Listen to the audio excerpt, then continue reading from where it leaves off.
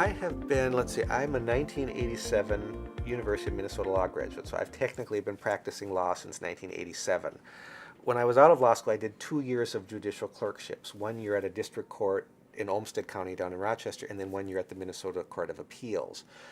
And at that point, there were still general practice law firms in existence. In fact, little general practice firms, even in downtown Minneapolis. I went to work with a little general practice law firm of 5 attorneys after I finished my clerkship at the Court of Appeals. And I did everything. I did bankruptcy, I did federal litigation, I did estate planning, I did business law, I did family law.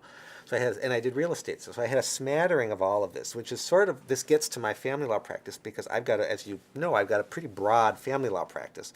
Never been content to just limit myself to just doing divorces between same-sex couple or between a heterosexual couple.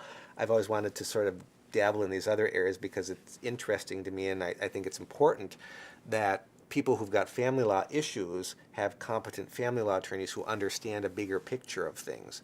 And so that general practice of mine sort of got me expertise in a lot of different areas, which family law attorneys really need, because a family law practice, unlike other areas of practice, brings in lots of substantive areas of law.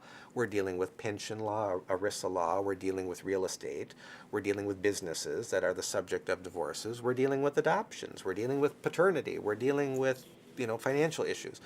So I come from that general practice background, and that's how I've sort of developed this very broad practice, which is now not only here in the Twin Cities, but across the state, nationally, and I've even done some international stuff. So that's kind of how I got to where I am, is because of that. I go back to that general practice background that I had.